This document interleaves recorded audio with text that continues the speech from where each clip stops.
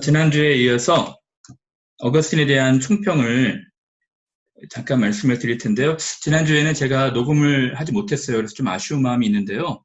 오늘은 두 번째에 이어서 짧게 녹음을 하도록 하겠습니다. 여러분, 어거스틴은 굉장히 교회사에서 중요한 인물입니다. 영어로는 어거스틴이라고 하고요. 라틴어로는 아우구스티누스라고 하죠. 이 어거스틴의 중요성, 어떤 중요성이 있냐면은 여러분, 한 시대뿐만 아니라 몇 세기를 바꾼 인물입니다. 그리고 그리스 로마 철학, 헬레니즘 사상이 그 유럽 전체 메인 사상이 아니었겠어요? 그거를 이제 기독교 사상으로 바꾼 인물입니다. 집대성을 한 인물이죠. 그래서 중세 천년을 사실 청년의 효시가 된 인물이기도 하거든요. 313년에 이제 AD 70년에 예루살렘이 멸망하고 313년에 콘스탄틴 대제가 공인을 하죠. 기독교를. 그리고 국가 종교로 바꾼 것은 392년입니다. 그리고 북로마, 서로마 분열돼서 또 로마가 멸망한 것이 490년이거든요. 근데 어거스틴이 출생한 게 354년이에요. 그리고 어거스틴이 사망한 것이 430년입니다. 가장 중요한, 기독교에서 가장 중요한 시기를 성 어거스틴, 물론 암브로시우스 같은 위대한 인물도 있었지만 어거스틴이 있었던 것입니다. 그래서 이 시대를 바꾸는 거예요. 이 시대를 바꾸는 책 중에 아까 우리 우정자매가 잘 얘기했듯이 고백론이 있었던 것입니다. 출판문학의 효시였죠. 자, 그러면 제가 네 가지로 지난주에 이어서 다른 내용으로 네 가지로 오늘 살펴볼까 하는데요.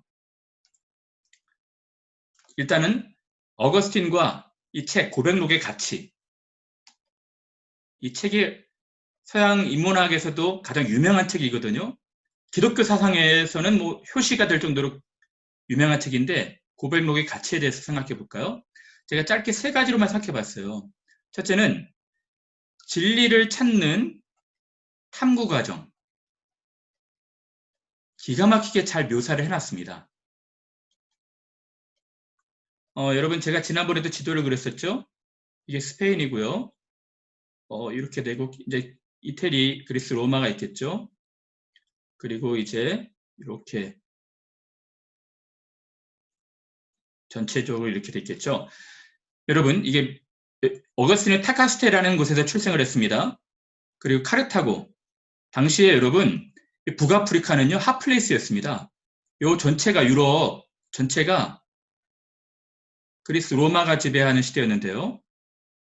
여기만 이제 유대 있고 여기가 다 헬레니즘 문화였지 않습니까?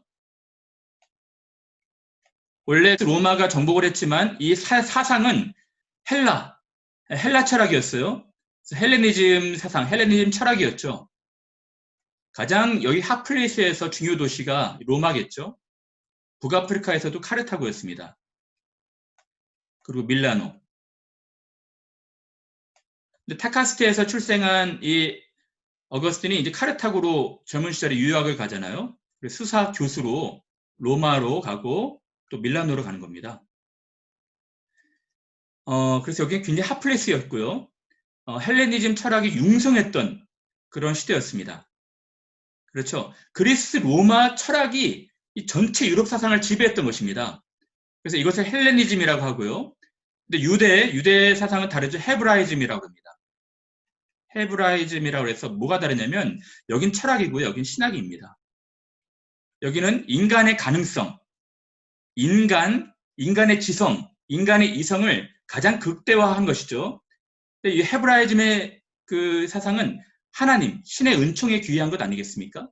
하나님에 대한 절대 신앙인 것이죠.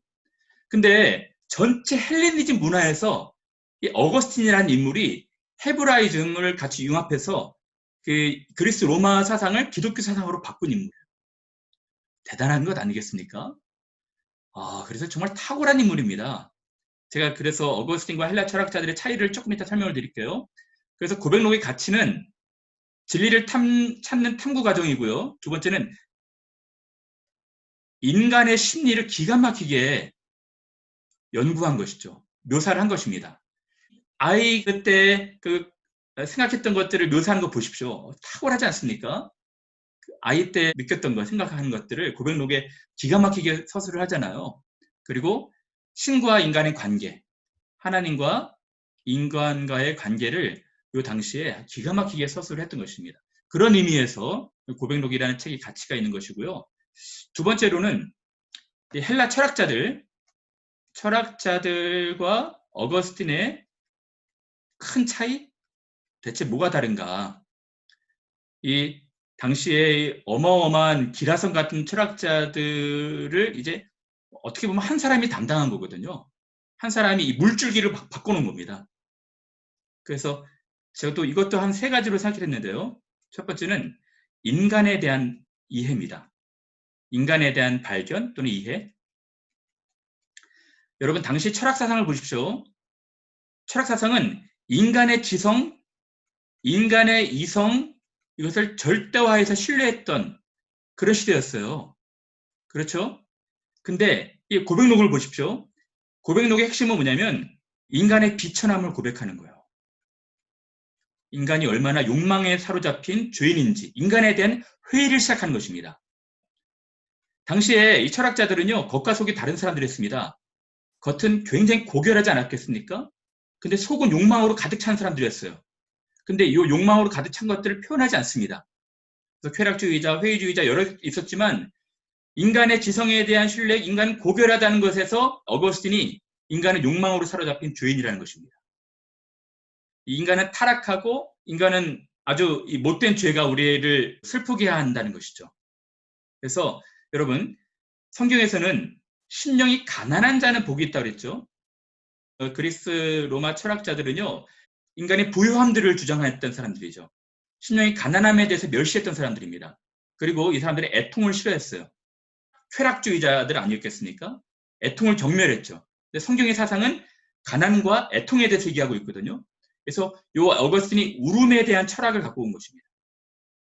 자기의 죄를 부여잡고 겸손해서 죄를 가지고 슬퍼하는 것이었죠. 그래서 어거스틴이 회심 과정에 보면 자기 죄 때문에 자기의 욕망에 사로잡힌 죄 때문에 울고 있다가 어떤 아이가 톨레에게 집어 읽어라 가서 집어 읽어라 해서 로마서 13장 13절 14절을 발견하잖아요. 그러면서 이제 회심을 하게 되는 거거든요. 그러니까 사람이 방탕함에 취하지 말고 술 취하지 말고 방탕하지 말고 이제 낮에와 같이 경건한 옷을 입고 살아가라. 이 말씀을 가지고 회심을 한 것입니다. 그래서 인간에 대한 발견, 당시의 철학자들의 사상과는 너무 달랐던 것이죠. 또 두 번째로는 인간의 죄의 이 해결책을 발견한 것이죠. 인간의 죄에 대한 아픔도 이 철학자들도 내면 속에 있지 않았겠습니까? 근데 그 해결책을 이제 성경, 그리고 성경에 나타난 하나님. 이 철학자들은 절대 이데아, 절대선, 로고스를 추구한다 말하지만 이 해결책은 발견하지 못했어요. 근데 이 어거스틴이 이 죄의 해결책을 발견하게 되고 그것은 신의 은총에 의지하는 것이다. 하나님을 발견한 것이죠. 초월자를 인정하게 된 것입니다. 이 철학자들은 그렇지 않았습니다. 절대선이 있다는 이데아가 있다는 것을 알았지만 하나님은 발견하지 못했던 것이죠. 요 흐름을 바꾸는 것입니다. 어마어마했죠. 이 고백록 또 그의 저서들로 말미암아서. 그래서 서구 전통이 여러분 어거스틴 이후에 이제 기독교 사상이 유럽 전역을 지배하지 않습니까? 그 전까지는 그리스 로마 이 철학과 신화가 지배했었어요. 여기 전체를. 근데 이 물줄기를 바꿔놓은 거예요. 그래서 고대를 마치고 중세가 시작된 겁니다. 어떤 의미에서. 거기에 어거스틴이 있었던 거예요. 이 고백록이라는 책이 있었고. 그러면 세 번째로 이 고백록의 핵심 사상, 우리 우정자매가 너무 잘 얘기해 줬는데 제가 딱 세 가지로 짧게 얘기하고 우리 다음에 더 자세하게 살펴보도록 하겠습니다. 첫 번째는 악이란 대체 무엇이냐? 악이란 대체 뭐냐? 두 번째는 인간이란 대체 누구냐? 그리고 세 번째는 행복이 대체 뭐냐? 뭐 그 외에도 여러 가지가 있겠지만 전체를 관통하는 세상을 세 가지로 전 요약을 했습니다. 악이란 뭐냐? 악의 기원에 대해서 철학자들이 많이 이야기하지 않았겠어요? 근데 어거스틴은 그 절대 선의 결여라고 말한 것이죠. 이게 무슨 말입니까? 이게 좀 어려운데요. 하나님은 악의 기원이 아니라는 것입니다. 악을 창조하지 않았다는 거예요. 이렇게 설명을 하고 있죠. 해가 있습니다. 그리고 사람이 있어요. 사람이 해를 가리기 위해서 손으로 가리겠죠. 손으로 햇빛을 가리지 않겠습니까? 이 가린 부분은 그림자가 생기는 거예요. 그렇겠죠. 이게 바로 악이라는 것입니다. 그러니까 선이 비치지 않는 곳, 선을 피해서 숨는 곳, 이것이 악이라는 것입니다. 근데 여러분, 해가 이것을 일부러 만든 것은 아니잖아요. 해를 피하기 위해서 그늘을 만든 것 아니겠습니까? 사람이. 그래서 이런 악의 그러니까 선의 부재를 말하고 있는 것이죠. 낮의 부재가 밤이 아니겠습니까? 그렇죠? 그런 부분들에 대해서 우리 다음 주에 좀 더 자세하게 말하겠고요. 인간이란 절대 당시의 철학은 지성과 이성을 굉장히 신뢰했지만 이 어거스틴이 이 고백록에서 말하고 있는 핵심은 뭐냐면 인간은 악하다는 것입니다. 추하고 악하다는 것. 그러니까 인간이 사유하는 대로 그러니까 사유하는 것은 되게 고결한데 사유하는 것처럼 행동하지 않는다는 것입니다. 그 원인은 죄가 있다는 것이죠. 그래서 여기서 겸손해야 한다는 것입니다. 인간. 여러분 지금 저희들이 웨스트민스터 소개의 문답을 통해서 이 죄의 비참함 또 회개의 필요성에 대해서 말하고 있죠. 이런 사상을 갖고 있는 것입니다. 철학자들이 얘기하지 않는 내용이죠. 그리고 세 번째로는 행복인데 행복이 대체 뭐냐? 어거스틴이 거지를 발견하잖아요. 근데 거지가 아무것도 없는데 너무너무 행복해 보여요. 자기는 성공과 출세를 바라보는데 자기는 불행해 보여요. 그래서 거기에서 몇 가지를 깨닫게 되는데 행복은 무엇이 있고 없고가 아니구나. 그 사람의 마음 상태구나. 라는 것들을 알게 되고 행복의 조건은 어떤 그 추구하고 있는 대상이 영속적이어야 한다는 것입니다. 영원해야 한다는 것이죠. 그러니까 있으면 행복하고 없으면 불행하고 그것이 아니라 자기가 갖고 있는 그것이 마음 상태가 계속 지속이 돼야 한다는 것입니다. 또 세 번째로는 관계에서 온다는 것이죠. 아까 이거 우정자매가 너무 잘 설명해 줬어요. 이 부분을 이제 하나님을 통해서 찾아야 한다는 것입니다. 하나님과 인간과의 관계에서 영원하신 하나님, 그는 불변하셨다는 것입니다. 재밌죠? 그리고 끝으로 하나만 더 에피소드를 좀 살펴보면요. 어거스틴이 여기서 카르타고에서 이제 수사학 교수로 로마로 가거든요. 젊은 나이에. 근데 로마는 좀 달랐어요. 뭐가 달랐냐면 오늘날과 달랐던 게 당시 파리 중심으로 대학이 있었고, 그 가르치는 것이 있었고, 로마 중심으로 가르치는 것이 있었는데 파리는 교수들 중심이었습니다. 교수들이 학생들을 뽑고 그랬었는데 로마는 주도권을 학생들이 갖고 있었어요. 무슨 말이냐면 교수를 학생들이 평가했습니다. 그래서 교수들의 그 강의를 듣고 듣다가 이건 아닌 것 같다 해서 그냥 수업료 내지 않고 딴 데로 옮기고 그랬었어요. 그래서 학생들이 너무 악하게 자기를 교수들이 이용해 먹으니까 실증을 내고 밀라노로 이동을 합니다. 밀라노로 이동을 하게 되는데 여기서 거성을 만나죠. 지난번에 말씀드렸던 밀라노 성당의 대주교 암브로시우스를 만납니다. 암브로시우스를 만나는 것이 이 사람에게는 결정적인 전환 과정이었어요. 여기서 성경 해석을 듣는 것이죠. 이분이 만이교에 빠졌던 이유가 뭐냐면 성경에서 명확하게 자기의 죄의 문제를 다루지 않았었거든요. 그러니까 성경을 정확하게 해석해주는 사람들이 없었어요. 근데 암브로시우스의 탁월한 성경 해석을 통해서 말씀 선포를 통해서 이 사람이 어마어마한 영향을 받아요. 그래서 전도자라고 표현을 하고 있거든요. 암브로시우스를. 이분의 인생이 바뀌어지게 되는 것입니다. 올바른 성경 해석을 통해서. 그래서 영적인으로 해석을 하고 있죠. 이 암브로시우스가. 이 부분도 이제 다음 주에 저 말씀을 드리겠고요. 끝으로 이 그림을 한번 그려볼게요. 그리스 로마입니다. 그리스 로마 철학. 이것이 당시에 뭐 초대를 지배했다고 봐야 되죠. 근데 이것이 이제 중세로 옮겨집니다. 중세로 옮겨지는 이 신의 은총. 그러니까 여기는 인간의 지성을 우위시했다면 여기는 이제 신을 찾고 있잖아요. 서양 전통이 하나님을 믿는 믿음 아니겠습니까? 이 길을 사실 어거스틴이 열어놓은 것입니다. 어떻게 보면. 어거스틴은 상당한 인물이었어요. 근데 이 어거스틴이 길을 열어놨지만 중세가 나중에 다시 부패하게 되죠. 그러니까 인간이 그렇다는 것입니다. 어거스틴이 회심을 하고 나서도 여전히 또 악한 습관에 빠지고 있거든요.